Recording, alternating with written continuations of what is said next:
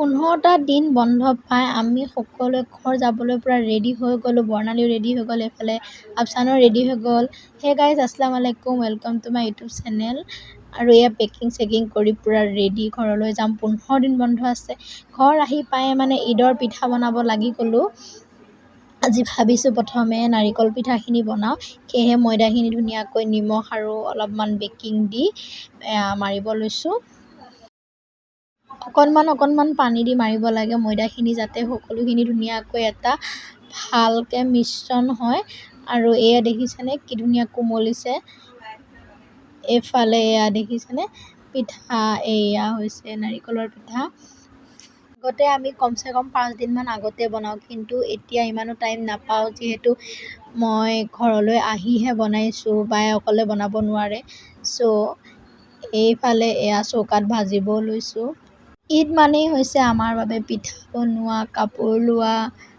পিছে এটা কথাই মনটো ভাল লাগি আছে, ঈদৰ পিছদিনাই ভাবিছিলোঁ গুচি যাব লাগিব হোষ্টেললৈ আৰু ডিউটি কৰিব লাগিব, কিন্তু আমাক গৰমৰ বন্ধ দিছে 10 দিনৰ বাবে। গৰমৰ বন্ধ মানে আৰু কি, বৰষুণ পৰি আছে, বৰষুণৰ বন্ধৰ দৰে হৈছে আৰু আমাৰ। এইফালে দেখিছেনে কথা কৈ কৈ পিঠা হৈয়ে গ'ল।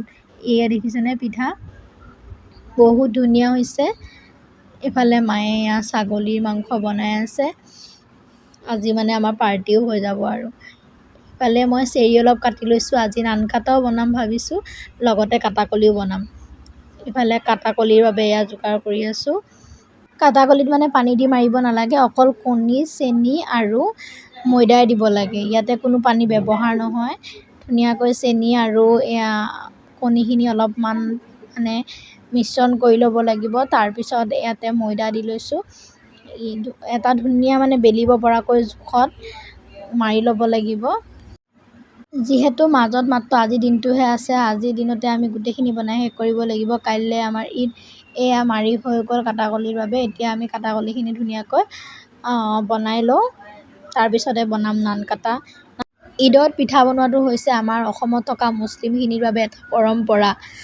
অসমৰ বাহিৰে কোনো এনেকুৱা পৰম্পৰা নাই যে পিঠা বনাব লাগিব ঈদ বুলি। যেতিয়া মই শ্বিলঙত আছিলোঁ, তাতো মই 2টাকৈ ঈদ কৰিছোঁ।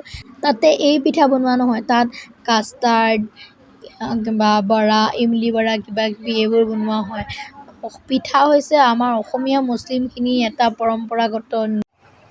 কাটাকলিখিনি দিয়াৰ লগতে অলপমান ফেন উঠিছে, কাৰণ ইয়াতে কণী দিয়া আছে। কণী দিয়া হৈ থাকিলে অলপমান ফেন উঠে। এইফালে আমাৰ কাটাকলি প্ৰায় ভাজি হৈছেহি। এয়া হৈছে কাটাকলি, কেনেকুৱা হৈছে জনাবচোন। কাটাকলি হোৱাৰ পিছতে আমি ইফালে নান কাটাও ৰেডি কৰি ল'লোঁ। নান কাটাত বেলেগ একো নালাগে, এটা চিম্পুল বিস্কিট টাইপ, মাত্ৰ চেনি গুড়ি আৰু ৰিফাইন সমান জোখত লৈ এনেকৈ অলপমান মাৰি ল'ব লাগে। তাৰপিছত হাতেৰে মুঠি মাৰিব পৰাকৈ ময়দা মিহলাব লাগে, যাতে মুঠি মাৰি আমি লাডুবোৰ কৰিব পাৰোঁ। ইফালে আমাৰ ঈদটো আহি গ'ল। এয়া দেখিছেনে মুঠি মাৰি ধুনীয়াকৈ লাডু বনাই মই এয়া নিমখত দিছোঁ। আচলতে বালিত দিলে বেছি ভাল হয়, কিন্তু বালি নাই মোৰ ওচৰত, সেইবাবে মই নিমখতে দিছোঁ। এয়া আমাৰ নান কাটা ৰেডি হৈ গ'ল। কেনেকুৱা হৈছে জনাবচোন। পূৰা বিস্কিট টাইপ লাগে খাই। আৰু ৰাতি কাম বন নাছিলে, দিনটো কষ্ট কৰাৰ পিছত মেহেন্দি লগাব ল'লোঁ। এয়া দেখিছেনে মেহেন্দি ইমান ভাল হোৱা নাই, বহুত কষ্ট কৰি আছিলোঁ দিনটো। পিঠা চিঠা বনালোঁ, ভাগৰ লাগিছে, যেন তেন অকণমান লৈছোঁ আৰু ঈদ বুলি। এইফালে কি ক'বা, হাই বুলি কৈ দিয়া। ক'ত আহিলা তুমি? মিমি ঘৰত? তোমাৰ ঘৰ নহয়? হয় বুলি কোৱা আকৌ। ঈদ মুবাৰক কৈ দিয়াচোন এবাৰ। ঈদ মুবাৰক। কাইলৈ ঈদ আছে। ভিডিঅ'টো ভাল লাগিলে লাইক কৰি দিব। বাই বাই, খুদা হাফিজ।